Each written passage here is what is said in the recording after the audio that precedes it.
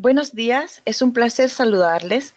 En nombre del equipo del NBSAP Forum, quiero darles la bienvenida a este curso masivo abierto en línea sobre consumo y producción ecológicos del Programa de Naciones Unidas para el Desarrollo. Mi nombre es Marcela Torres y soy la facilitadora para esta versión en español de este curso. Agradecemos mucho su participación en este segundo seminario en línea titulado Consumo, Producción y Estilos de Vida Sostenibles, clave para los ODS, que será presentado por la señora Adriana Zacarias Faria.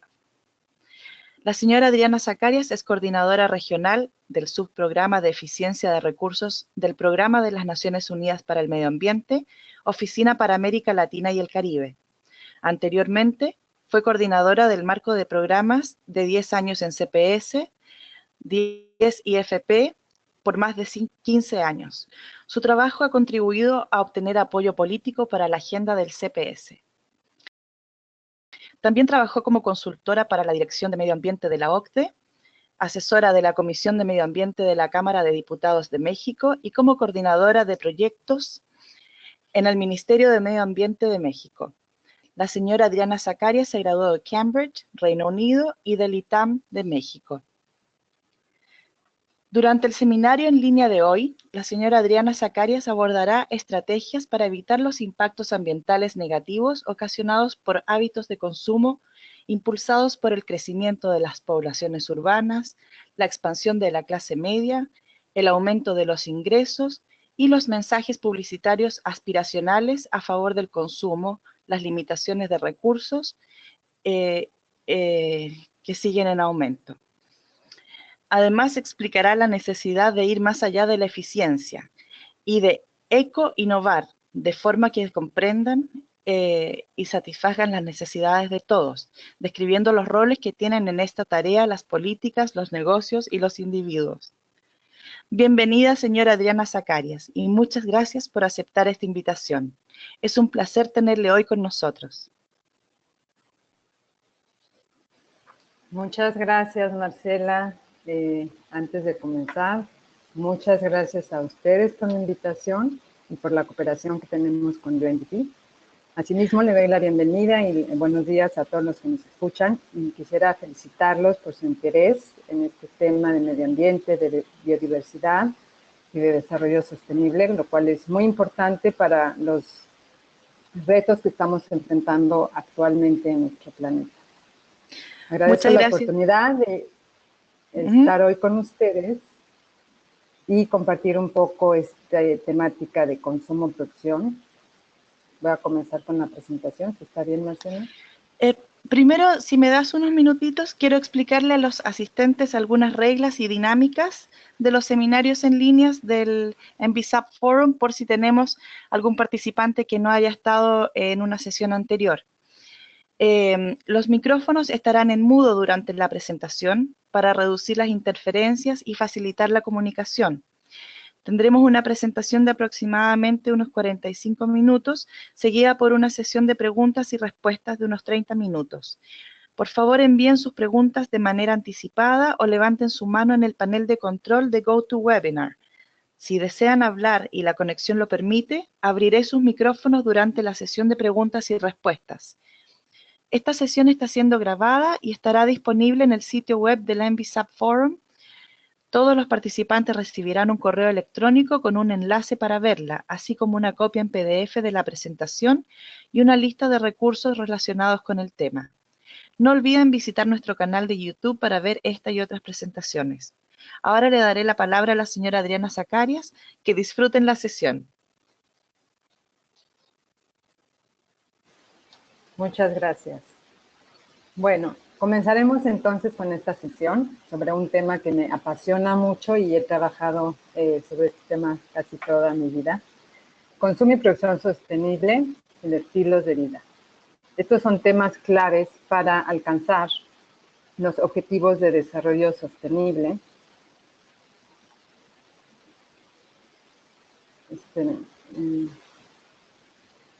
Perdón, estoy tratando de cambiar a la siguiente slide y no se puede. Bueno, antes de comenzar, déjenme introducir qué es el ONU Medio Ambiente. Es el Programa de Naciones Unidas para el Medio Ambiente, que fue establecido ya desde 1972. Básicamente es la voz del medio ambiente dentro del sistema y actuamos como catalizador, facilitador para la promoción del uso eficiente de recursos naturales y también fomentar el desarrollo sostenible a nivel global. Nuestra misión es brindar liderazgo, promover alianzas para el cuidado del medio ambiente, inspirar, informar, habilitar tanto a las naciones como a los pueblos para mejorar su calidad de vida sin comprometer las futuras generaciones. ¿Qué funciones tenemos? Varias. Fomentamos mucho la investigación científica para tener reportes sobre el estado y las tendencias actuales del medio ambiente a nivel regional, nacional. Tenemos, por ejemplo, reportes de los GEOs bianuales que ponen estadísticas y datos duros, un panel internacional de recursos, etc. También desarrollamos instrumentos de política, instrumentos económicos, instrumentos para las empresas o mecanismos de educación que puedan ayudar a este cambio tanto a nivel internacional como nacional. Fomentamos el fortalecimiento de instituciones para gobiernos, la transferencia de conocimiento y tecnología y sobre todo fomentar alianzas que nos ayuden a hacer este cambio.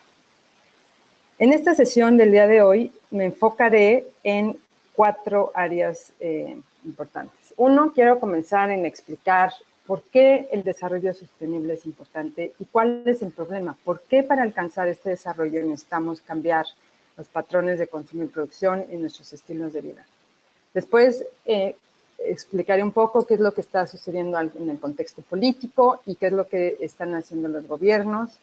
Nos movemos al tercer punto en qué es lo que está haciendo el sector privado y luego veremos cómo se puede empoderar al consumidor para generar este cambio. Así que bueno, vamos a ver ustedes que les interesa el tema de biodiversidad y es el foco de este módulo. Muchas veces cuando hablo del tema de consumo y producción sostenible, la gente dice, oiga, pero pues yo no contamino, yo no corto árboles, yo no mato animales, pero no vemos que es a través de nuestro consumo que estamos afectando nuestros ecosistemas y al planeta. La gráfica que ven ahora en la pantalla nos demuestra que actualmente el 60% de nuestros ecosistemas están dañados o son manejados de forma insostenible.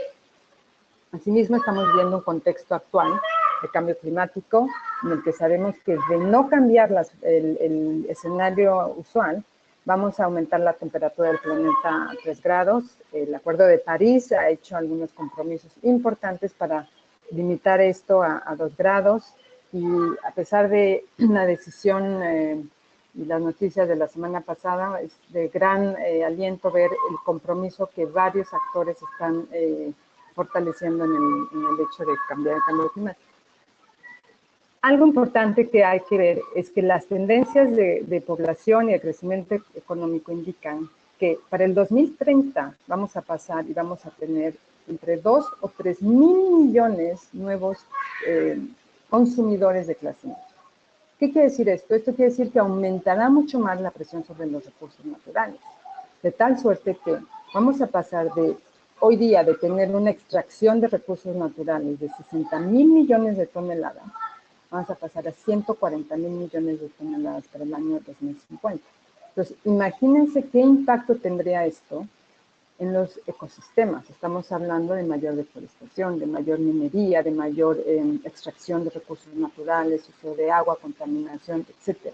Entonces, esto es muy importante en ver cómo podemos revertir esta tendencia y cómo podemos cambiar los patrones de consumo. Déjenme ilustrar esto un poco en nuestras ciudades. Se sorprenderán al saber que las ciudades ocupan tan solo entre un 2 o 3% de la superficie terrestre.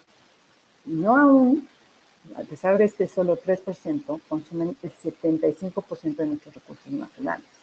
Por supuesto, albergan hoy día más del 50% de la población y las tendencias indican que para el 2050 tendremos 80% de la población viviendo en ciudades o asentamientos urbanos, lo cual cabe resaltar que en nuestra región ya hoy día varios países tienen más del 80% de su población en asentamientos urbanos. Entonces, estas ciudades son también responsables de la generación de 50% de los residuos sólidos, de un 60-80% en la emisión de gases de efecto invernadero, aunque claro, también son centros de innovación y también generan el 80% del PIB. Ahora, ¿qué pasa?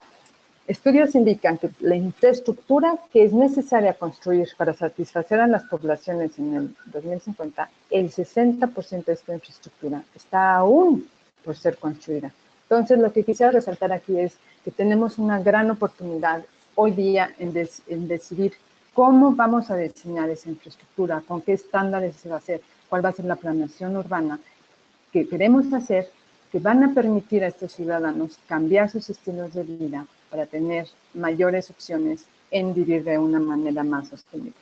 Expandiré este tema un poco más en los siguientes sesiones, slides. También otro problema que enfrentamos. Piensen, bueno, este dato también me sorprende a mí cuando lo veo. El 80% de los productos que consumimos se tiran a la basura después de un solo uso o a los 6 meses de su compra. Piensen en lo que comieron ayer. Algunos de ustedes habrán comido en un restaurante de comida rápida, se tiraron platos desechables, popotes, no sé, todos los productos, el embalaje que compramos de los alimentos, el champú, la crema, todo esto está generando basura. América Latina y el Caribe genera 370,000 toneladas al día. Y esto está también contribuyendo a que anualmente se estén tirando entre 4 o 6 millones de toneladas de plástico en nuestros ecosistemas en el mar, que ya saben los impactos que están teniendo en los ecosistemas marinos, en la salud humana, y también esto implica una pérdida enorme en productividad económica.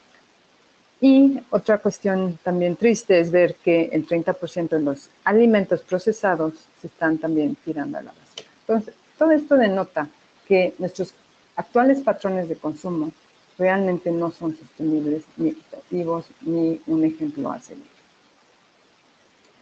Ahora, ya hay varios estudios científicos que analizan que actualmente estamos consumiendo más de un planeta y medio. ¿Qué quiere decir? Que nuestros patrones de consumo ya rebasaron la capacidad de regeneración de los ecosistemas. De seguir esta tendencia, se dice muy bien que para el año 2010 vamos a estar, para el año 2050 vamos a estar consumiendo 2,5 o 3 planetas. El problema es que solamente tenemos un solo planeta que hay que cuidar. Entonces, ¿de qué se trata esto?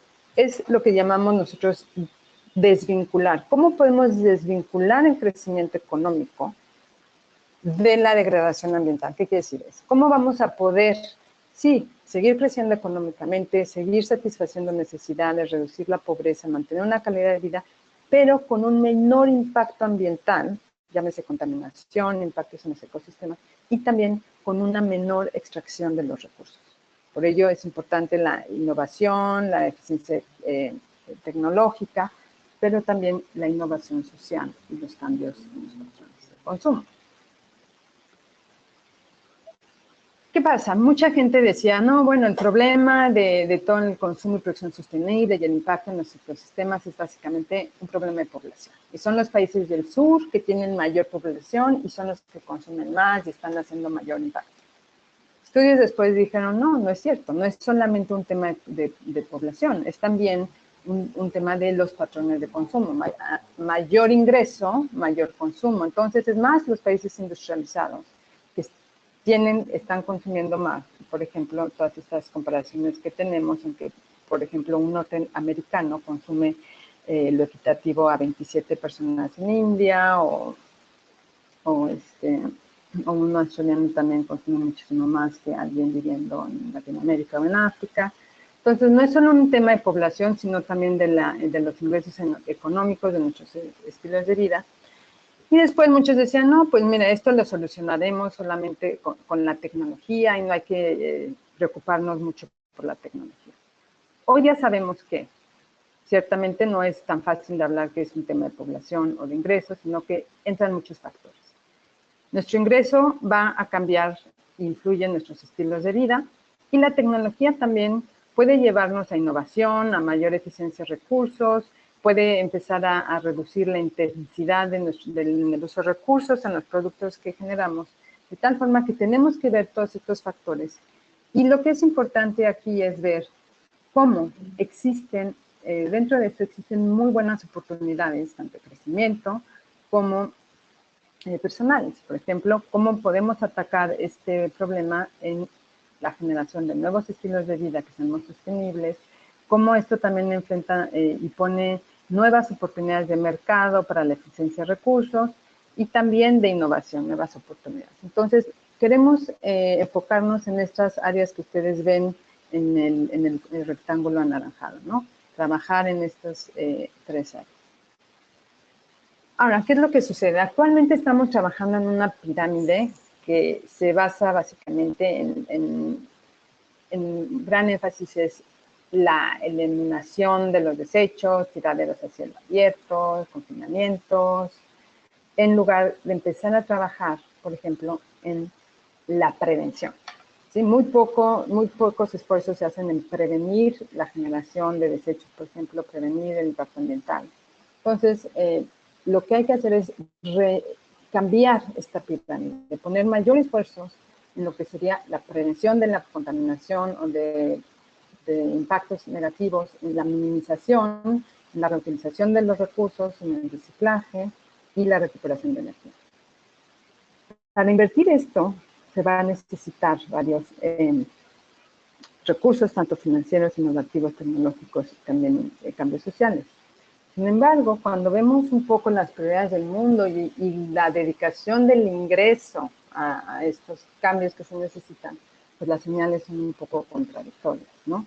Sabemos que la educación es un tema prioritario, sin embargo, si vemos el presupuesto que se dedica a educación es bastante bajo a comparación de, por ejemplo, el presupuesto en cigarros o bebidas alcohólicas. El tema de saneamiento de agua es también mucho más bajo, ¿no? El presupuesto para salud y educación básica. Entonces, tenemos que empezar a revertir y cambiar estos incentivos para el financiamiento, estas señales, y poner más atención en temas que son sociales e importantes para el planeta y el bienestar de los ciudadanos. Y de lo que se trata aquí es cómo podemos empezar a analizar esto de una forma más sistémica y en una forma de lo que llamamos nosotros el análisis de ciclo de vida.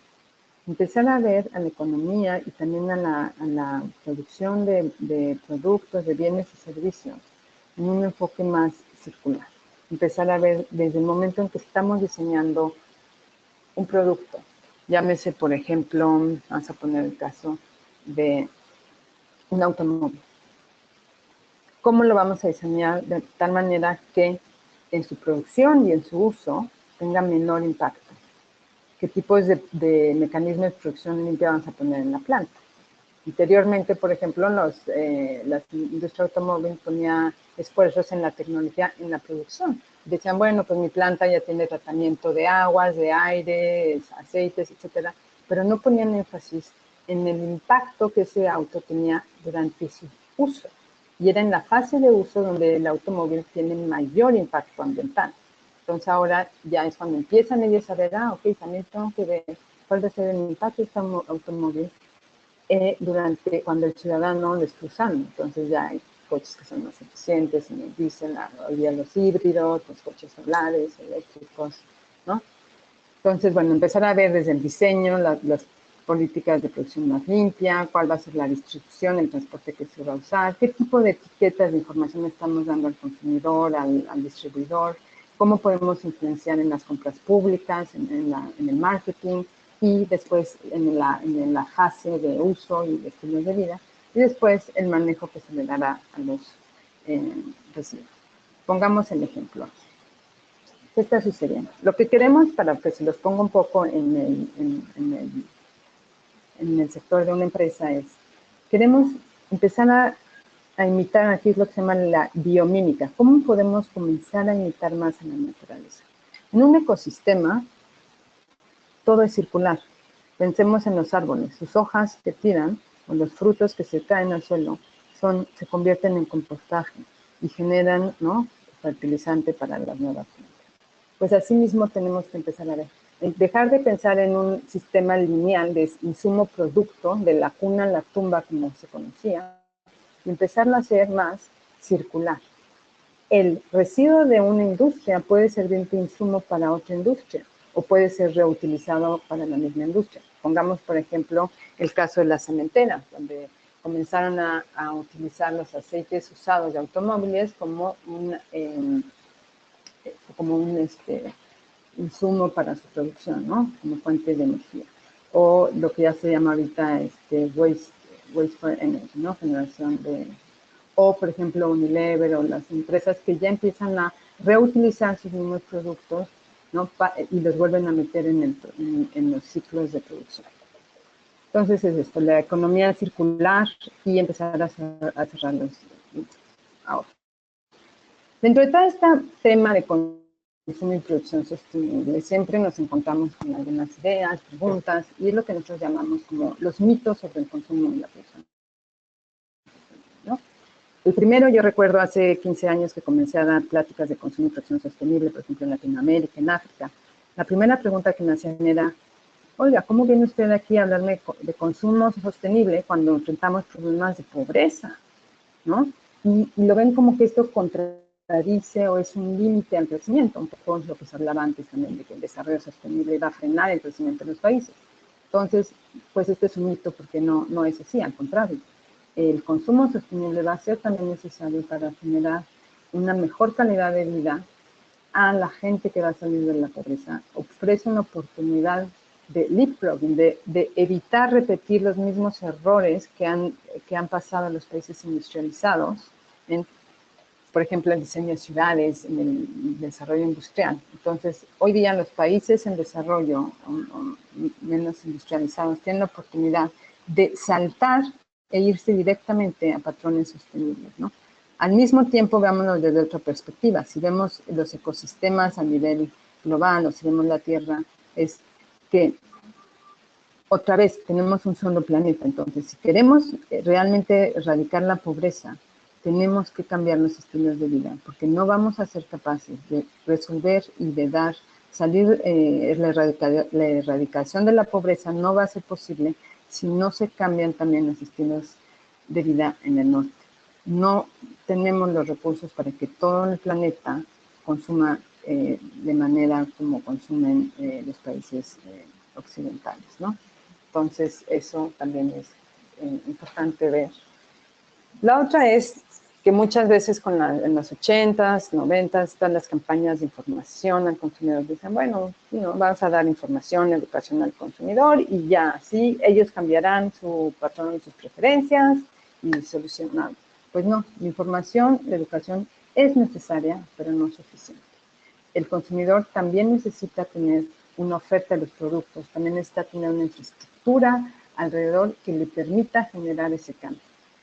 Si ustedes están conscientes de, por ejemplo, que para proteger los bosques es importante buscar productos que tengan madera certificada, papel que sea reciclado, pero van a la tienda y no hay ninguna oferta de estos productos, o el papel reciclado es muchísimo más caro, pues no es un incentivo que les permita a ustedes cambiar. Entonces, en lugar de generar un cambio, estás generando frustración. ¿Por qué? Porque el consumidor ya sabe el problema, pero se siente frustrado porque no tiene los medios para generar ese cambio, porque todo el ambiente alrededor, la infraestructura, no le permite hacer ese cambio. El otro mito que vivimos, yo creo, todos nosotros en nuestros países, fue este mito de que el crecimiento económico nos va a llevar a un mayor bienestar y que había que crecer primero para luego solucionar el problema ambiental.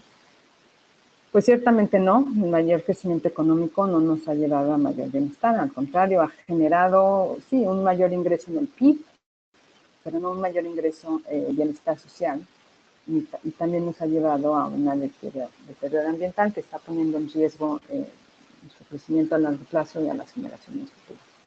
Igualmente quiero resaltar que tenemos estudios muy interesantes que se han hecho, por ejemplo, en China, en Estados Unidos, en algunos países también en nuestra región, en el que demuestran que a mayor ingreso no tenemos mayor felicidad. Hay una publicación que me encanta que se llama Richer, Fatter, but not happier. Más rico, más gordo, pero no más feliz, ¿no? Entonces, ¿cómo denota que hay cierta manera en que a mayor ingreso, sí, vas a satisfacer necesidades, aspiraciones, pero llega un punto en el que ya alcanzaste un nivel de vida, una satisfacción de necesidades, de aspiraciones, de un ingreso, y a mayor ingreso ya no vas a generar mayor satisfacción o mayor felicidad. Entonces, también ese es un mito importante de romper, que no el ser más rico te lleva a alcanzar mayor felicidad. Y luego el otro punto es en que solo las pequeñas acciones ambientales llevan a grandes cambios. ¿En qué sentido dices? A veces decían, no, el gobierno o el sector privado puede decir, no, pues mira, para cambiar los patrones, pues son los consumidores, el ciudadano que tiene que empezar a cambiar esos pequeños gestos, en cerrarle al grifo de agua, apagar la luz, y no están viendo como un tema sistémico en el que todos tenemos que empezar a interactuar, a intervenir para hacer estos cambios que son necesarios. Ahora, vamos a pasar al segundo punto. ¿Qué es lo que se está haciendo en el contexto político? El tema de consumo y producción sostenible no es algo nuevo. Este tema empezó ya desde los años 70 con publicaciones como Límites al Crecimiento, con el Club de Roma, como comenté antes en toda esta discusión de que era un tema de población más que de niveles de consumo. Finalmente, en 1992, en Río, en la primera reunión de Río, se puso en la Agenda 21, el capítulo 4, que hablaba justamente en la necesidad de cambiar patrones de consumo y producción sostenible. Y se acordó, se dijo que la mayor causa del continuo deterioro del medio ambiente global son los patrones insostenibles de consumo y producción. Ahí quedó ya establecido, digamos, la primera compromiso global en cambiarlo. 10 años después, fuimos a Río de Janeiro, en el 2002, en donde se hizo el plan de implementación de Johannesburgo. Aquí, en cierta manera, ya habíamos avanzado mucho, había aumentado el conocimiento, el entendimiento de qué era justamente este tema de consumo y producción sostenible, que no era solo un tema de los países industrializados, que era un tema importante para ambos, para países industrializados y no industrializados, y quedó entonces claro en este plan de implementación que el consumo y producción sustentable era uno de los objetivos transversales y un requisito esencial para alcanzar el desarrollo sostenible. Esto fue también algo muy importante. Y así, después de Johannesburgo, empezó un movimiento voluntario de bottom-up approach, en el que tuve el placer de estar coordinando y trabajar con varios países, tanto europeos, latinoamericanos, asiáticos, africanos, en donde se empezó a desarrollar lo que se llamó el Marrakech Process. Fue básicamente un acuerdo voluntario internacional en el que cada región empezó a desarrollar sus propias estrategias regionales de consumo y producción, estableciendo cuáles eran sus prioridades, sus necesidades, y con el apoyo de varias iniciativas y grupos de trabajo, se empezaron a desarrollar materiales y proyectos de implementación. De tal suerte que en Río +20 se lanzó finalmente este famoso marco decenal de programas de consumo y producción sostenible. ¿Qué es esto? El marco decenal, aunque tengamos un nombre muy largo, el famoso 10YSP en inglés, básicamente es un marco global que fortalece y llama a la cooperación internacional a hacer el cambio de consumo de los patrones de consumo y producción sostenible. ONU Medio Ambiente está escribiendo como secretaría y estamos ayudando a la implementación de políticas y también a la acción, a la formación de alianzas. Después de Río, además de todo, se fortalece muchísimo más la agenda de consumo y producción sostenible, porque lo que muchos pensaron que iba a ser imposible, finalmente consumo y producción sostenible quedó como uno de los objetivos de desarrollo sustentable, que es el objetivo 12, que habla de la necesidad de cambiar el consumo y producción sostenible. Esto otra vez denota ya el entendimiento que tienen todos los países, no solo en el norte o en el sur, ¿no? De la necesidad de cambiar esto. Ahora, quiero resaltar dos cosas con los ODS. Ustedes recordarán que antes de los ODS teníamos los objetivos del milenio, que se enfocaban muchísimo solamente en pobreza. el discurso que estaba en Nueva York en esta época era, no es solo, es que para alcanzar el desarrollo sostenible no solo tenemos que ver al tema de pobreza, también es un tema de los países industrializados y afluentes, y se tienen que cambiar también esos modelos de crecimiento, ¿sí? De tal suerte que la belleza de estos objetivos de desarrollo sostenible es que no estamos hablando de 17 objetivos que trabajan en cajitas separadas, sino que hay una interconexión entre todos ellos. Y déjenme, por ejemplo, ejemplificar. Si realmente queremos nosotros reducir el hambre, vamos a tener que cambiar los patrones de consumo, porque como lo mencioné antes, 30% de los productos en el mercado, productos alimenticios en el mercado, se tiran a la basura. ¿Y por qué los productos? Porque no estamos contando todas las pérdidas de alimentos que se quedan en el campo, tirados en los árboles o en los campos de producción, porque ni siquiera se pudieron durar a mitad. Entonces, la pérdida es aún mayor. 2, si no cambiamos los estilos de vida, no vamos a combatir la pobreza. Educación, si no cambiamos la educación, tampoco vamos a cambiar estos estilos de vida. Agua, electricidad, donde ustedes quieran, el cambio climático. No es solamente la industria que contamina, somos también nosotros, los ciudadanos, cada vez que estamos usando el automóvil o estamos haciendo decisiones en la forma en la que viajamos y nos movemos. Entonces, esta meta 12 se relaciona con todos. Pensemos en los océanos, la basura marina.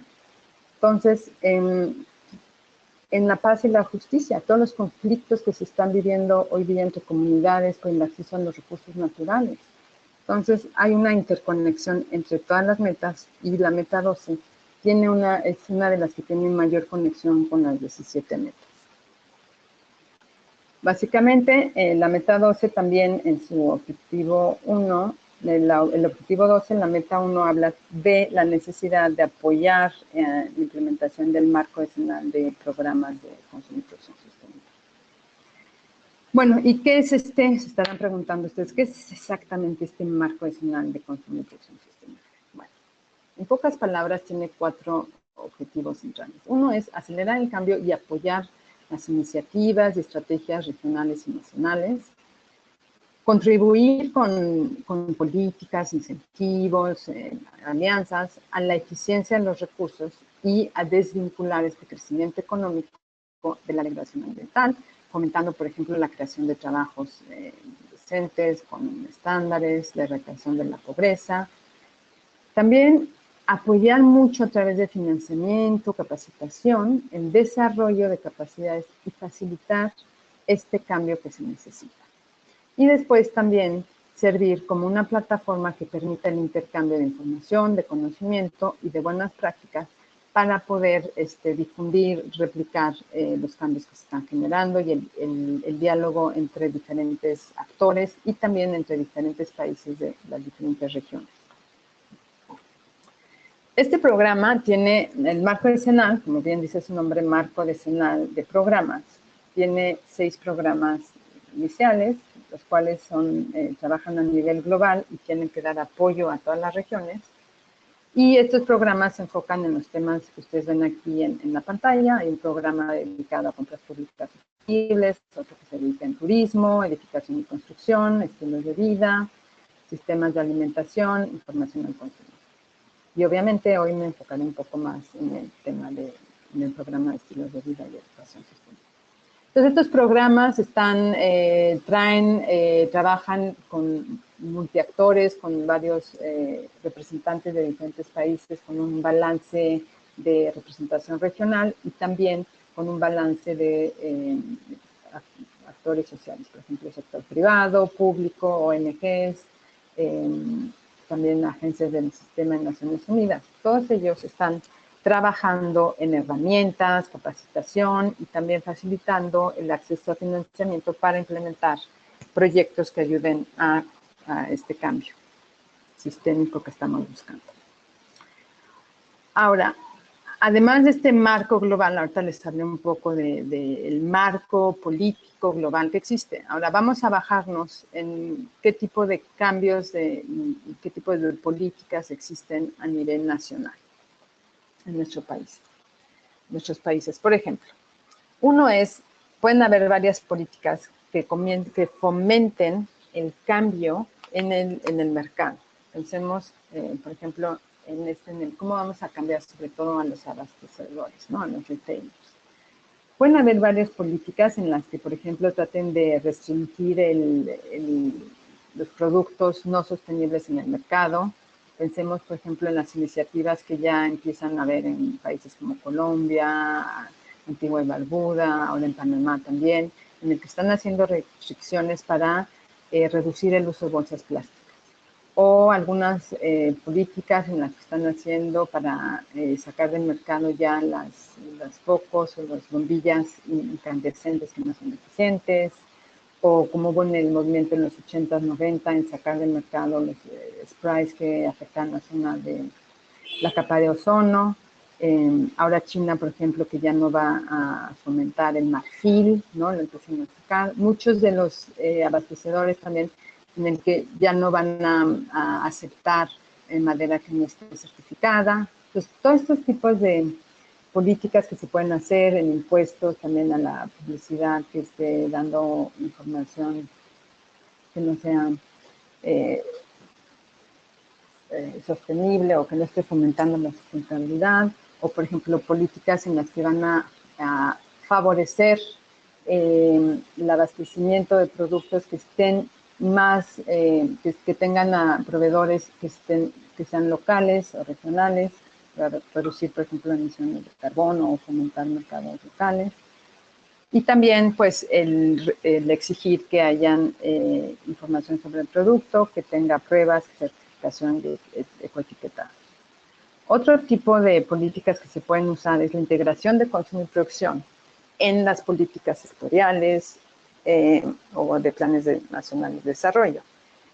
A ver, ¿por qué esto es importante? El tema de consumo y producción, el problema que tenemos es que es un tema transversal y también un tema que requiere la cooperación interministerial. Entonces, muchas veces lo que sucede en países es que tal vez el Ministerio de Energía va a sacar una política importante para dar una subvención al foco LED, digamos eso. Pero resulta que no se ha puesto de acuerdo con el Ministerio de Medio Ambiente, entonces esto no se reflejó tal vez en la estrategia que se estaba haciendo para el cambio climático. O tal vez no se ha fomentado el hacer una campaña informativa. Entonces, a veces es importante conectar los diferentes puntos y generar una acción dentro del mismo gobierno que sea más coordinada y que pueda generar un cambio. Ahorita voy a elaborar un poquito más en eso. El otro es, por ejemplo, también proteger las prácticas tradicionales de consumo y producción. Cuando hablamos de este tema no estamos hablando de nuevos patrones, también a veces es rescatar las prácticas tradicionales, sobre todo las prácticas que existen en nuestros países, la riqueza creo que tenemos en este continente con nuestras poblaciones indígenas, con el conocimiento que ellos tienen sobre la naturaleza. Por ejemplo, hoy día estoy aquí sentada en Guyana, en donde me dicen que mucha gente tiene la práctica de recolección de agua de lluvia hoy día en sus casas. Entonces, es una práctica importante que, aunque este país va a seguir creciendo, debería de mantener. El conocimiento de nuestros ancestros en la agricultura orgánica, que no es algo nuevo, eso existía desde los tiempos de los mayas, los incas, ¿no? que lo hacían. Entonces, eso se tiene que revalorizar y volver a retomar, ¿no? Fortalecer y también ver y revalorizar estas poblaciones que tienen el crecimiento. Ustedes seguramente trabajando en biodiversidad están conscientes de todo este tema, por ejemplo, en semillas o en las patentes de biodiversidad, ¿no? Etcétera. Entonces, eso es muy importante también. Otro es utilizar medidas económicas, por ejemplo, revisar y internalizar todas estas externalidades ambientales que existen en el mercado. Muchas veces vemos que los productos sostenibles son mucho más caros que los que contaminan. Entonces, en lugar de tener una economía en la que el contamina paga, al contrario, el que protege está pagando ese sobreprecio. Entonces, ¿cómo vamos a revertir eso? ¿Cómo vamos a quitar subsidios a pesticidas, agroquímicos, ¿no? Que están dañando los ecosistemas, la salud, y al mismo tiempo, a nosotros como consumidores, cuando queremos dar preferencia a productos orgánicos, pues nos cuestan mucho más, en lugar de que nos cueste menos, ¿no? Y luego es cómo vas a cambiar este contexto social y del comportamiento del consumidor. Entonces, pensar que el consumidor no está trabajando, no está en un escenario aislado. Hay varias decisiones y varios factores que están interactuando para su toma de decisión. Y otra vez tenemos que ver esto de una manera sistémica de interconexión. Me voy a enfocar aquí en dos cosas. Por ejemplo, para ilustrar el tipo de políticas que se están dando.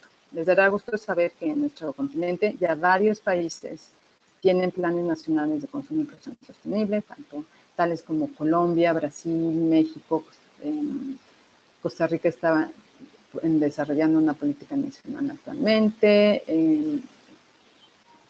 Bueno, los países del Caribe, también Barbados, ya tienen sus políticas ahí. México, por ejemplo, logró establecer su estrategia y su programa de consumo y producción sostenible dentro del Plan Nacional de Desarrollo, lo cual le dio mucho más fuerza para también hacerlo transversal y tener mayor interacción con otros ministerios. Entonces, ese es uno. Otro, pues Chile también, por ejemplo, tiene su Plan Nacional de Consumo y Producción, y no solo eso, tiene un comité interministerial con la participación de 21 ministerios. Entonces, ya tienen una acción mucho más coordinada en la que van a ver, ok, cómo pueden trabajar ellos para fomentar alimentos, sistemas de alimentos sostenibles, compras públicas, transporte, estilos de vida. Entonces, están ya coordinando más esa acción y también transversalizando el tema de consumo y producción en otras políticas sectoriales, llámese cambio climático, economía verde, etc.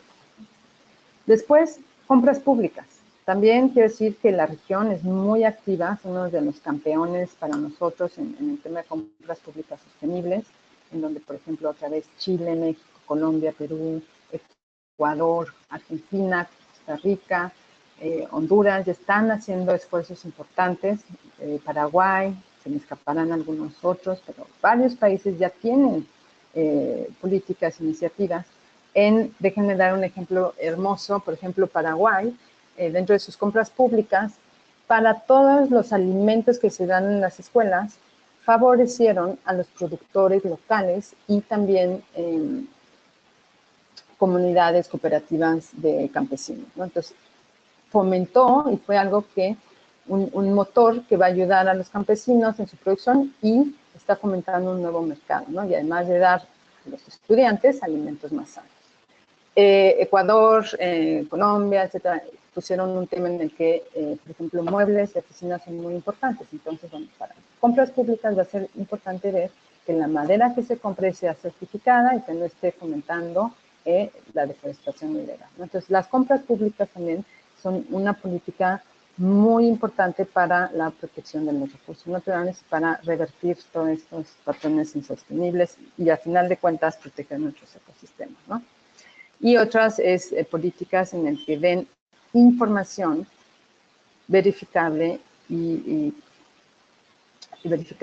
de confianza a los consumidores para que ellos puedan tener buenas decisiones. Por ejemplo, el tema de Ecuador, ahora que tienen su etiqueta en el que cuando tienes productos te pone el semaforito, ¿no? De productos, con el semáforo rojo son productos que son altos en grasas y en sales, ¿no? Anaranjado más o menos, verde son más saludables. Entonces, también es una información que le estás dando al consumidor que es muchísimo más digerible y que la puede entender de mayor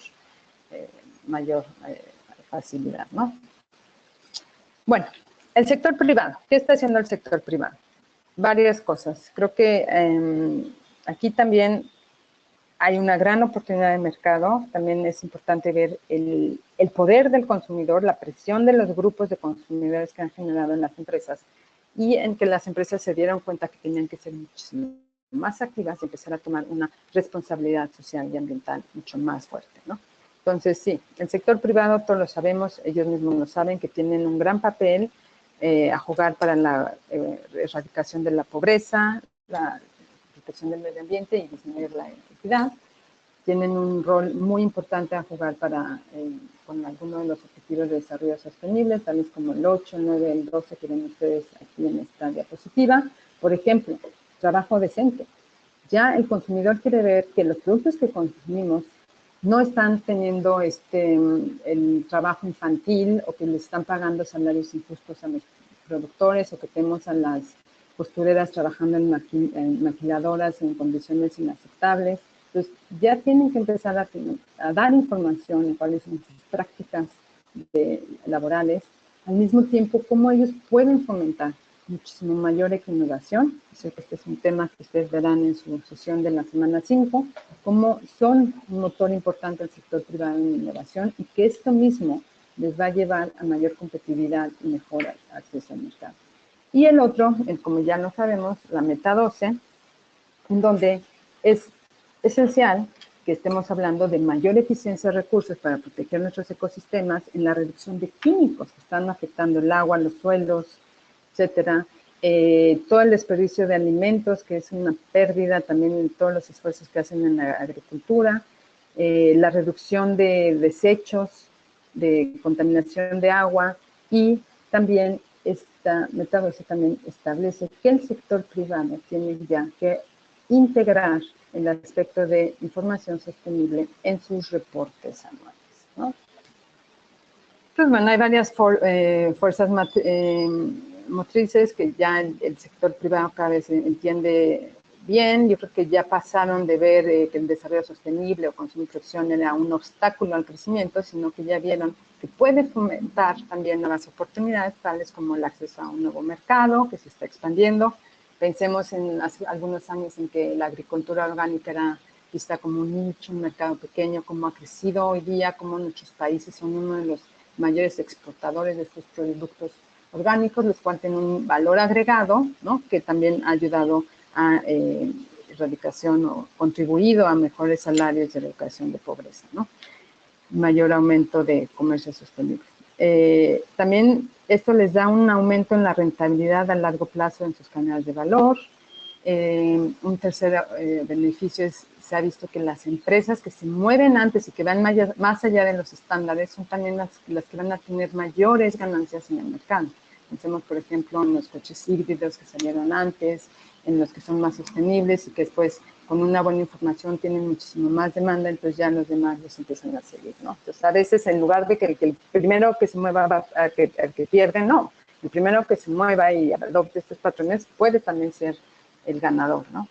También ya hay un cambio en las inversiones, como también estamos tratando de redirigir las inversiones hacia inversiones verdes, y todo esto nos lleva a que se aumenta la productividad, todo lo de ecoeficiencia que se conoce de producir más con menos, ¿no? Bueno, aquí, y otra vez nada más quiero reenfatizar este mito en el que estamos hablando, que solamente la información va a generar el cambio, ¿no? Si no hay oferta, no va a haber una demanda para productos sostenibles. Y si no cambiamos los estilos de producción, los sistemas de producción, tampoco vamos a cambiar los sistemas de consumo. Entonces, esto hay que verlo como un sistema interconectado, y en el sentido en que a veces, cuando las encuestas que hemos estudiado, vemos que muchos consumidores no quieren, tal vez no tienen la confianza en los productos sostenibles porque a veces son percibidos como de baja calidad o que tienen riesgos en la salud, o tal vez que no están de moda. Entonces, el productor tiene que empezar a ver, ok, ¿cómo vamos a atacar y a cambiar estas percepciones del consumidor en asegurar que vamos a dar productos sostenibles de buena calidad, que van a ayudar a tener mayor salud y también que pueden generar una nueva identidad y un nuevo grupo de consumidores que digan, wow, yo al consumir este producto estoy protegiendo el ambiente, entonces sienten como tienen una satisfacción adicional, ¿no? Bueno, pasemos ya al cuarto punto de la presentación, que es sobre cómo podemos fortalecer, empoderar al consumidor para generar este cambio. Déjenme comenzar, repetir lo que había yo dicho antes. Enfoquémonos en nuestras ciudades. Sabemos que para el 2050 el 80% de la población va a vivir ahí. Estas ciudades están consumiendo el 75% de los recursos, generan la mayor parte de los gases de efecto invernadero, ¿no? Y las tendencias dicen que va a aumentar la población en ciudades y tal vez vamos a estar en que un 80%, un 20% de la población más rica es la que está consumiendo un 77-80% de los productos y servicios, ¿no?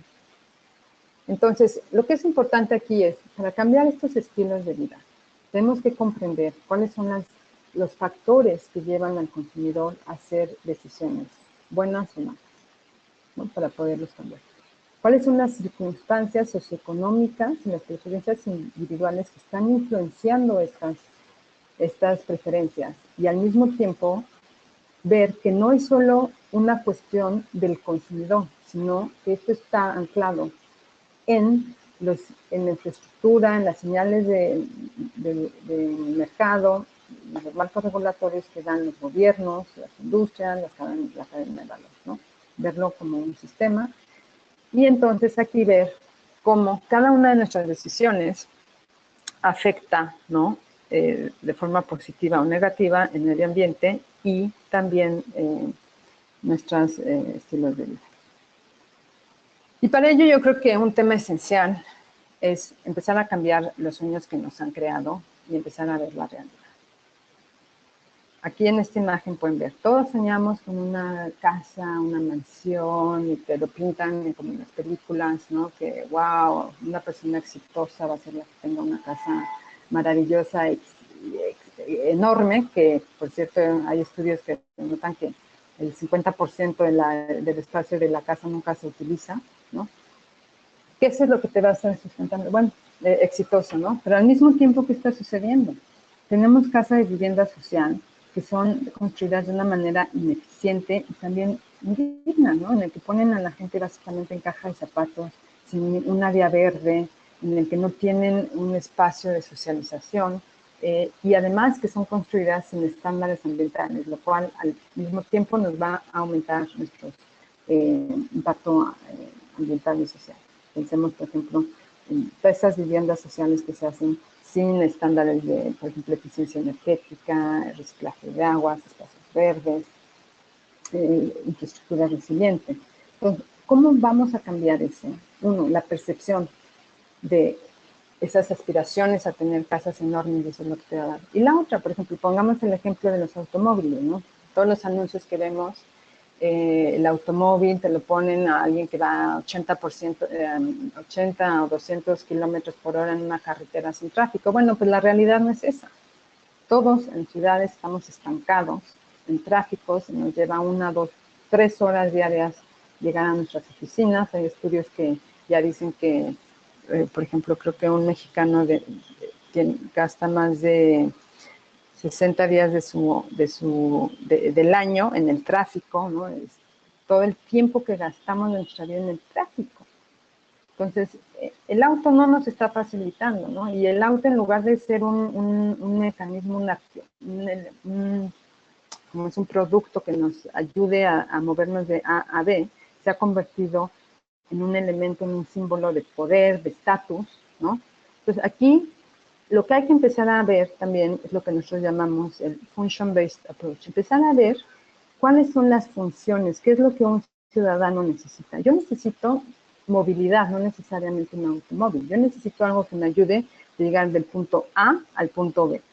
Eso puede ser una bicicleta, un transporte público o un auto privado.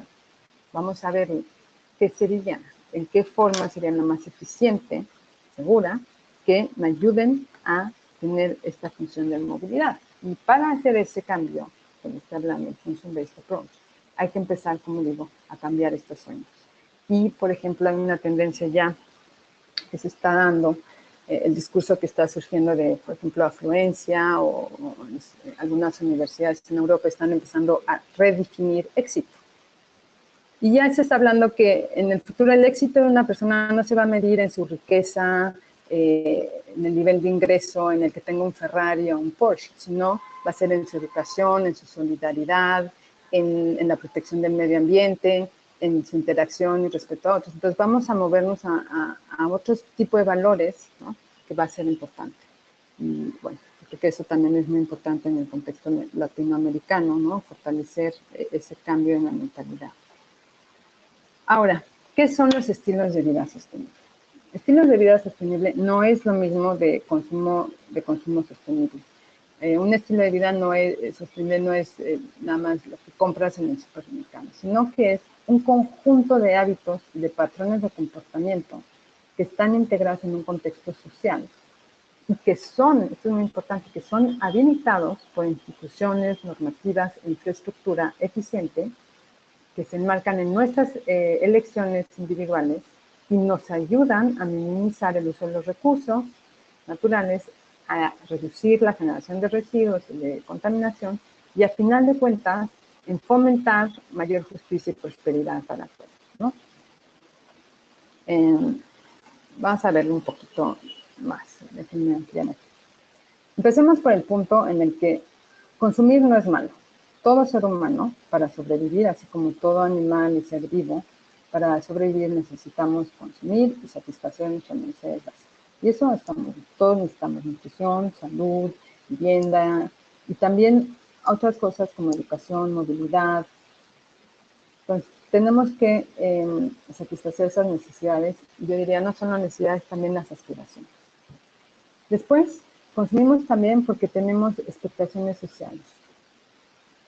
Vivimos en una clase social, ya sea media, alta, pobre, ¿no? Que nos hacen también tener algunas expectaciones sociales, porque hay que ver el consumo también desde la perspectiva sociológica.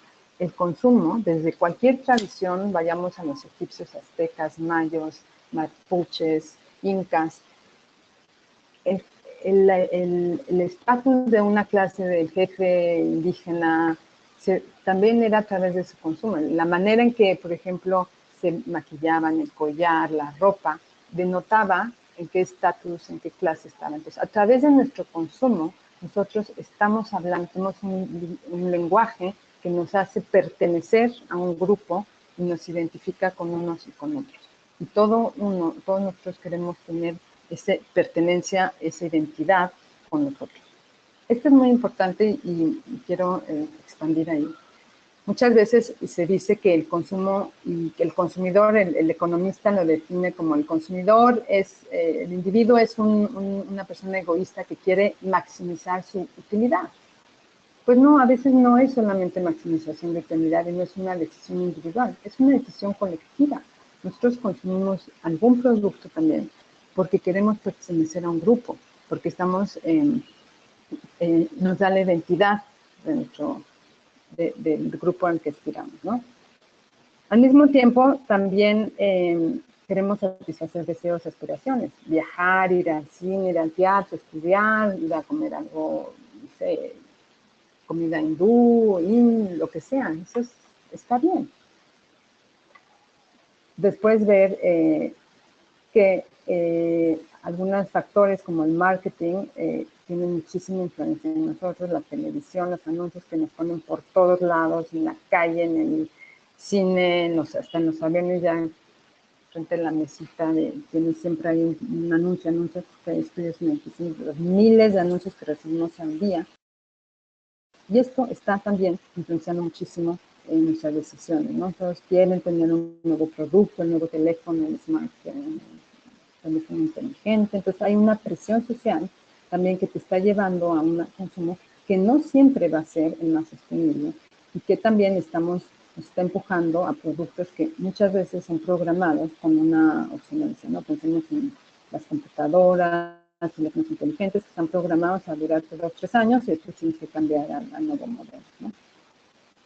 Y la otra es que a veces pues no tenemos opciones. Tal vez muchos de ustedes quisieran moverse de una manera más sostenible, utilizar la bicicleta, pero en su ciudad simplemente no hay una ciclopista, no hay una seguridad necesaria, entonces no tienen esa opción, ¿no?, de hacerlo. Quieren consumir productos más sostenibles, pero ni siquiera están en sus supermercados y tiendas. Entonces, a veces el mismo consumidor o ciudadano se encuentra en una situación en la que no tiene esas opciones. ¿Cuáles son los dominios, algunos de los dominios más importantes en términos de impacto ambiental en nuestros estilos de vida. La alimentación, por ejemplo, y otra vez, la alimentación no se ve solamente de la perspectiva de qué compras en el supermercado, sino de verlo otra vez con el análisis de ciclo de vida y un análisis sistémico en el que empecemos a pensar dónde se produjo, cuál fue el impacto que tuvo durante la producción en la agricultura, por ejemplo, si usaron pesticidas o no, se le pagó bien al campesino o no, se le explotó, de dónde viene el producto, de Chile, de China, de Sudáfrica, las naranjas que consumimos, son, ¿no? ¿De dónde vienen? ¿Cuál es su impacto en huella de carbono, huella hídrica? ¿Dónde se procesó? ¿Cuántos químicos tienen? ¿Cuál va a ser el impacto que tiene en mi salud? Todo el embalaje que hay alrededor de los alimentos, los desechos que estamos generando. Entonces, ¿cómo vamos a ver, por ejemplo, en el cambiar esto? Aquí también hay que entender, por ejemplo, en el que la situación económica de una mujer, de un hombre, de nuestras ciudades, por ejemplo, también van a cambiar nuestros estilos de alimentación. En el hecho en el que ahora, por ejemplo, tanto el papá y la mamá trabajan, pues tal vez no les dé más tiempo de cocinar, entonces está habiendo una tendencia en el comer productos empacados, fast food, que está llevando a mucho mayor embalaje y a productos menos saludables. Vivienda, el otro tipo. No es solamente la casa que compramos, hay que empezar a analizarlo de una forma mucho más amplia. En dónde vivimos, cómo vivimos, de qué materiales se utilizaron para hacer mi vivienda, en dónde se construyó. Por ejemplo, en Panamá, donde vivo, hay muchísimas viviendas residenciales súper lujosas que tristemente se están haciendo sobre manglares. Entonces se está matando un ecosistema en la resiliencia de un país y creo que es importante entonces ver qué impacto ambiental tuvo el haber construido esta vivienda, ¿no? ¿Qué tipo de energía usamos para la calefacción o para el aire acondicionado? ¿Sí? Y qué tipo de muebles, etcétera. Entonces, todo eso es también lo que tenemos que empezar a ver y verlo de una forma integral. El impacto que tiene tanto en el inicio, ¿no? Cuando se construye, y al final, el impacto que tiene cuando vivimos en donde vivimos. Otra vez, movilización, ya di el ejemplo, ¿no? ¿Qué tipo de transporte escogemos? ¿Por qué lo escogemos? ¿A dónde vamos? Déjenme dar un ejemplo importante en movilización. México. Tal vez algunos lo han notado por mi acento, soy mexicana. Bueno, en los años 80, 90, ya no me acuerdo, por todo el problema que teníamos de contaminación ambiental, la sociedad civil tuvo la gran idea y la iniciativa voluntaria de decir, ok, una vez a la semana yo no voy a conducir. Entonces poníamos stickers en nuestros coches, no sea miércoles, no circula, jueves, no circula. Después el gobierno dijo, wow, esto es una muy buena idea y se institucionalizó. Como había tanta contaminación ambiental, se dijo, van a haber días de contingencia ambiental en el que los autos, dependiendo del último número de placa, no contaminan, no circulan. Ok, muy buena idea, excepto que esto no se analizó de una forma sistémica en el de, ok, si yo te voy a restringir el uso de tu coche privado, ¿hay un transporte público sostenible que te dé esa movilidad? ¿Hay una seguridad? ¿Cómo vamos a afectar este tema cultural, social, en el que la clase media alta o la élite no se va a subir a un transporte público? No se analizó eso. ¿Qué sucedió? Pues que todas las familias que pudieron compraron un coche adicional, porque no había transporte público eficiente y porque no se pensó en todo lo que mencioné. Y yo sé que esta política se ha extendido a varios países ya, pero otra vez, como no se vio de forma sistémica, en lugar de haber sido una solución, fue un problema que se aumentó el parque vehicular en lugar de reducirse y porque no había esa infraestructura que ayudara a dar alternativas de movilización. Bueno, bienes de consumo y ocio. Ocio, ¿qué es lo que hacemos en nuestro tiempo libre? Por ejemplo, ahorita ya hay una tendencia en que la gente en su tiempo libre pues se va a los shopping malls el fin de semana en lugar de irse a la playa, al parque, ¿no? Entonces, ¿qué es lo que se está haciendo mucho ahorita en la planeación urbana? Empezar a fomentar espacios al aire libre, en donde la gente salga, pueda socializar, hacer deporte, las actividades que ya vemos, conciertos al aire libre, cine al aire libre, las bicicletas, donde podamos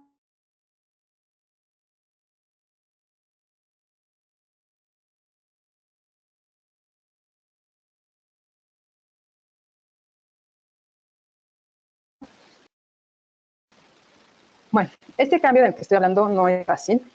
Hay que ver, como estoy diciendo, varios puntos de intervención. Entonces, hay este enfoque que usamos, que es el de actitud, facilitadores e infraestructura.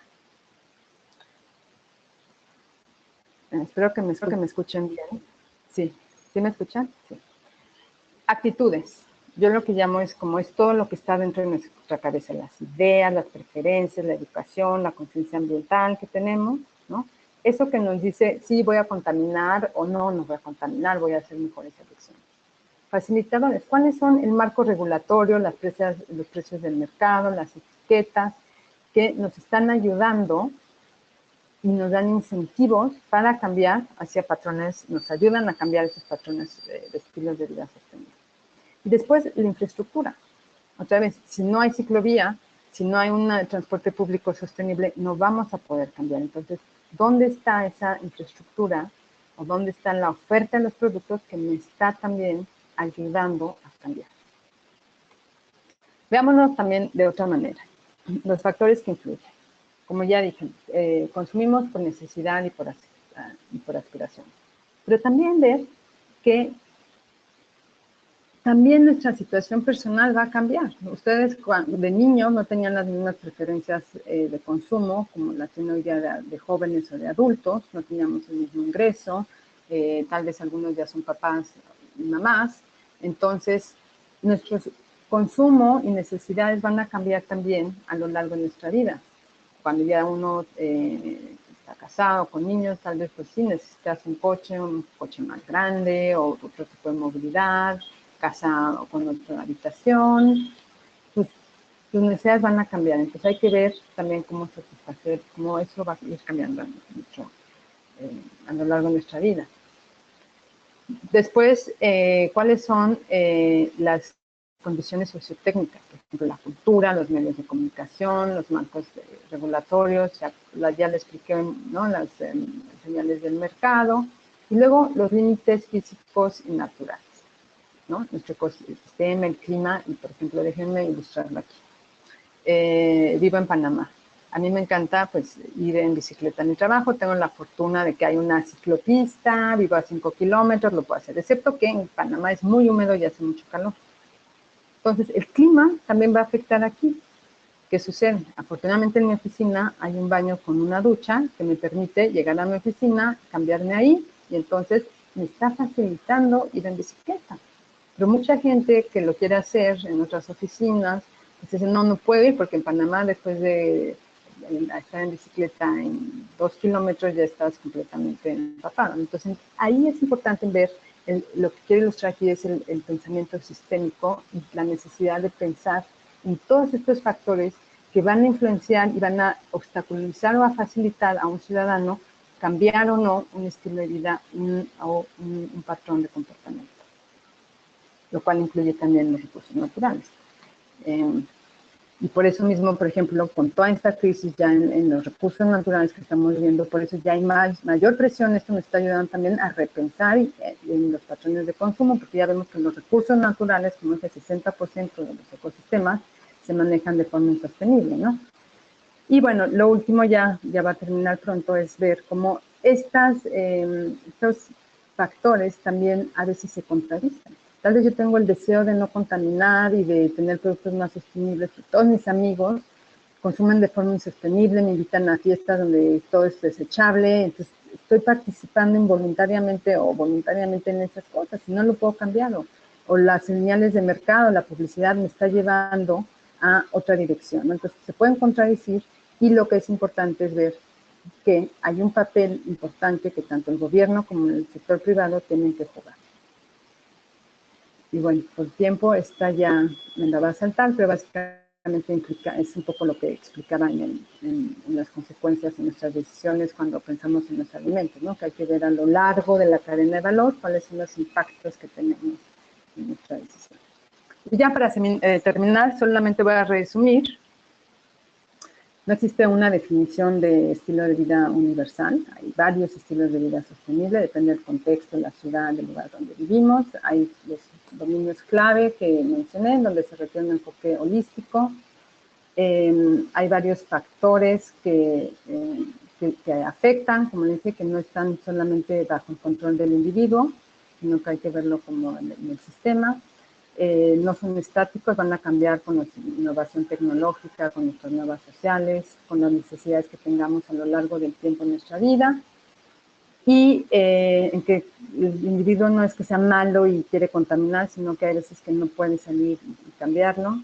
Y finalmente, el conocimiento es también ver que los cambios son necesarios tanto de abajo para arriba como de arriba para abajo, ¿no? Se necesitan políticas de bottom-up y también top-down. Así es, así que bueno, si queremos cambiar el mundo, sabemos que hay que empezar por uno mismo y les diría, si no tú, ¿quién? Si no ahora, ¿cuándo? ¿No? Muchas gracias.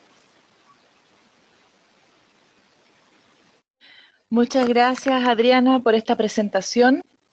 Este es un tema realmente interesante y relevante para los miembros del NBSAP Forum. Estoy segura que nuestros participantes encontraron valiosa su presentación para la implementación de sus estrategias y planes nacionales para la biodiversidad. Quisiera invitar a los participantes a compartir sus preguntas. Ya tenemos varias que están llegando y gente que ha levantado la mano. Por favor, usen el panel de control tal como lo están haciendo la mayoría de ustedes. Y si tienen la posibilidad de hablar, yo voy a poder abrir el micrófono o leer su pregunta según su preferencia. La primera pregunta que tenemos nos llegó de Paula Moraes, de Brasil. Dice, ¿tenemos ejemplos locales que trabajan de forma para reducir el patrón de consumo en América del Sur y con éxito? Adriana, no sé si queda clara la pregunta. En el fondo está preguntando si hay ejemplos en América Latina donde se haya logrado modificar con éxito esto. Sí, tenemos varios ejemplos, por ejemplo, el que mencioné en Paraguay, con el de compras públicas sostenibles, en el que el gobierno está fomentando la compra de alimentos que son generados por los campesinos y cooperativas locales. Por ejemplo, también en nuestras ciudades ya vemos en Argentina, Chile, varias de nuestras ciudades, en donde está, por ejemplo, ahora este esquema de las bicicletas que se ponen a disposición de los ciudadanos, que las puedes tomar en una esquina, las utilizas y las dejas en otra. Entonces esto ya está denotando ciudades como Curitiba, Bogotá, en el que, por ejemplo, están fomentando ya espacios a aire abierto, espacios verdes para la interacción, ¿no? Entonces, actividades al aire libre para ciudades que sean más verdes y que fomenten estos cambios.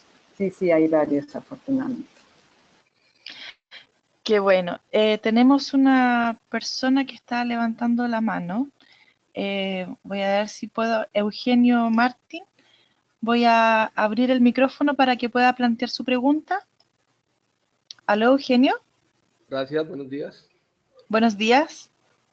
Tengo un tema, creo que es muy importante para el tema de consumo responsable, más que todo de producción responsable, lograr que los gobiernos incluyan dentro de su economía la disminución de los impuestos, una exención tributaria para poder producir de una manera sostenible y sustentable. No sé la ONU que ha venido trabajando en este sentido. Gracias, Eugenio. Muy importante esta pregunta, efectivamente.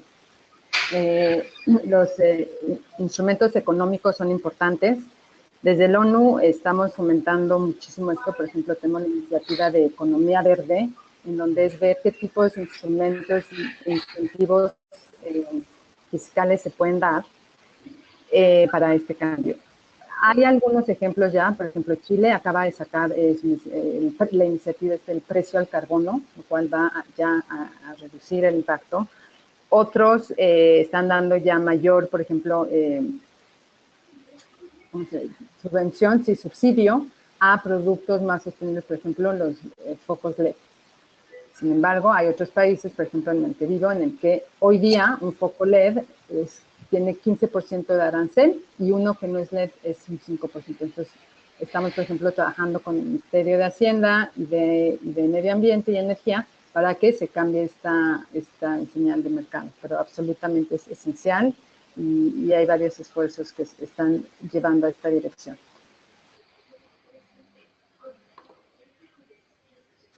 Muchas gracias, Adriana.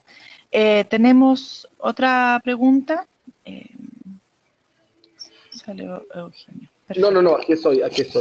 Ah, Eugenio. A ver, yo ¿Está estoy, bien? sí, está perfecto, sin embargo, a ver, yo estoy desde el Ministerio del Medio Ambiente de Colombia. Nosotros tenemos el programa de Mercados Verdes, que lo que es una iniciativa para fomentar la producción a pequeña escala.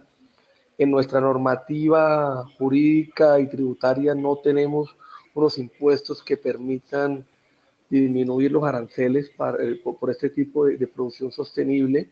Creo que es importante. También observo que usted hablaba de la necesidad de conservar las producciones tradicionales. Sin embargo, en la práctica vemos que, valga la redundancia, no es práctico, porque no logran llegar al mercado en los volúmenes que se requieren. Son unas medidas que se quedan para ellos, para su consumo personal y para el mercado local en sus comunidades muy pequeñas, pero no logran llegar a los mercados grandes y a las amplias superficies. Gracias. Gracias. Sí. ¿Quieres que responda, Marcela? ¿Aló? ¿Aló? ¿Sí? Sí, Eugenio. Qué bien. Mira, con Colombia están trabajando justamente en el proyecto de economía verde. Entonces, un tema importante va a ser exactamente cómo resolver estas fallas del mercado, ¿no? Y dar, internalizar los costos. Pero en tu pregunta, sí, hay veces que este tema de la producción que no es suficiente si se hace tradicional. Yo creo que hay que cambiar el enfoque. Si vas a pensar, no vamos a fomentar no podemos fomentar la producción agrícola de pequeñas cooperativas porque no satisface la demanda global o internacional. Pues, no la pidamos para la demanda global. Empecemos a generar para demandas locales, para ponerlos en los mercados regionales, o sea, regional dentro del país o comunitario, como por ejemplo el ejemplo, otra vez lo repito, el de Uruguay, pero existen muchos. Por ejemplo, hoy día en México con la FAO o Medio Ambiente están trabajando en el fomento de mercados urbanos que están favoreciendo a estos pequeños productores. Entonces, claro, estoy de acuerdo contigo, tal vez no van a fomentar una demanda enorme que deseamos para internacional, pero sí en ayudarles a que pueda ser para mercados locales, regionales. Entonces, también eso requiere empezar como en la escala necesaria, ¿no? Otros, por ejemplo, te puedo decir el caso del paquete verde en México, donde tradicionalmente el gobierno daba subsidios a pesticidas, agroquímicos. Entonces el campesino pues los usaba porque eran gratis y se les daba. Después se les dio una opción en te va a dar el mismo subsidio, pero tú vas a decidir si lo usas en agroquímicos o, por ejemplo, en servicios ambientales. Entonces ahí hubo un grande cambio en el que el productor ya cambiaste ese incentivo en el uso de pesticidas y más bien empezaron a enfocarse en el pago por servicios ambientales. Muchas gracias, Adriana. Tenemos otras preguntas interesantes que nos han llegado de los participantes. Por ejemplo, nos plantea una persona, dice, es prioritario ofrecer productos sostenibles, pero es difícil al no existir estímulos estatales o gubernamentales, o cuando los productores tradicionales tienen gran influencia y o hacen el lobby necesario para dificultar ese tipo de producción sostenible. Otra persona pregunta qué ha hecho la ONU frente a la presión de empresas como Monsanto ante las semillas nativas. Es contradictorio con el tema de proteger las prácticas tradicionales de consumo sostenible. No sé si podemos abordar ese tema porque creo que están relacionados esas dos preguntas. Sí, bueno, temas centrales y esenciales con un gran impacto ambiental, los dos. Productos sostenibles, hay muchos obstáculos, se los puede decir en nuestras experiencias, por ejemplo, ahorita tenemos una campaña fuertísima en contra de plásticos, sobre todo por la contaminación marina, protección de los océanos. Y sí, existe un fuerte lobby de la industria de plástico, también de bebidas, en el que no permite este cambio por intereses económicos. Entonces, pues como ustedes bien lo dicen, esas fuerzas económicas no están dando el cambio. Sin embargo, yo creo que aquí es la necesidad de tener una presión por varios puntos, ¿no? O sea, tanto nosotros como Sistema de Naciones Unidas, pero ustedes como consumidor, gobiernos también que empiecen ya a generar este cambio y a cambiar el marco regulatorio en el que se exija ese cambio en las empresas. Creo que, y yo, si ustedes ven, a partir del reporte que sacó el World Economic Forum, en el que decían que para el 2050 vamos a tener más plásticos en el mar que peces, varias empresas han empezado a cambiar. Entonces, hay un momentum ahorita en el que se puede, yo creo que, negociar más ese cambio. Pero sí, lo reconozco, es un reto, se está trabajando. En lo de semillas, en lo de Monsanto, bueno, pues nosotros no tenemos el poder de veto, ¿no? Ante ningún gobierno, ni menos una empresa. Sin embargo, nuestro trabajo, por ejemplo, en temas de economía verde, en agricultura, ¿no? Pues es la necesidad de cambiar este tipo de subsidios a agroquímicos o a prácticas insostenibles de agricultura, y también, por ejemplo, en temas de semillas y de en respeto a los derechos también de comunidades indígenas. Todo eso yo creo que lo están viendo ustedes en todo lo que es la Convención de Biodiversidad. Muchísimas gracias, Adriana. Tenemos tiempo para una última pregunta. Déjame ver si tenemos alguien que quiera hablar al micrófono. Alguien que tenga la mano levantada. Buenos días, John. Sí, buenos días a todos, especialmente a Adriana por la presentación. La pregunta es simple, no sé si la ONU tenga algún fondo económico para ayudar a productores tradicionales, es decir, para ayudar a la producción sostenible, si tiene algún tipo de auxilio económico y en caso de existir, ¿cómo sería la vía de acceso a ese tipo de auxilio? Muchas gracias. Gracias. No, nosotros no tenemos un fondo directo para ese fondo. Sin embargo, para esto que planteas, sin embargo, por ejemplo, tenemos la iniciativa de finanzas sostenibles, en donde, por ejemplo, se trabaja con la banca, con todo el sector financiero, en el que se generan fondos o mecanismos, lo que se llama el banco de segundo piso, que podrían darse créditos para fomentar esto. O, por ejemplo, en nuestro trabajo con economía verde, donde se trabaja con el gobierno y también con el sector privado, se empiezan a ver este tipo de mecanismos, se hacen los estudios necesarios en el que les ayudamos sobre todo a hacer el estudio económico en decir, ok, si usted genera este cambio, si se mueve este subsidio y se genera tal incentivo económico, va a haber una ganancia tanto para generación de empleos, protección ambiental, etcétera. Entonces, con este estudio económico, facilitamos que el gobierno, junto con sus inversionistas o el sector financiero, pueda generar lo que tú estás hablando aquí, por ejemplo, los fondos de crédito. Para darte un ejemplo, en Haití hicimos un estudio de economía verde que se enfocó en el sector de agricultura. Como resultado de eso, el gobierno logró canalizar más de 20 millones de dólares en el que se está fomentando ya proyectos en el país con comunidades para la agricultura sostenible. Entonces nosotros somos más bien el facilitador en el que vamos a ayudar en los estudios y en la formación de ese mecanismo y de ese tipo de fondos.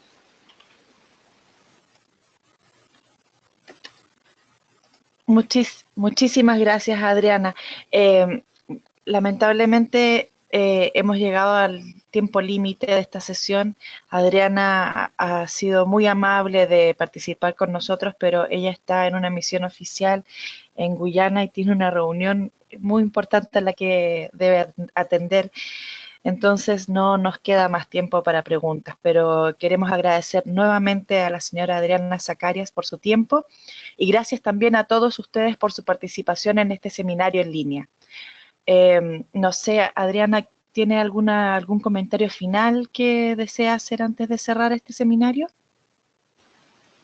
No, nada más agradecerles a ustedes en UNDP y a todos los participantes.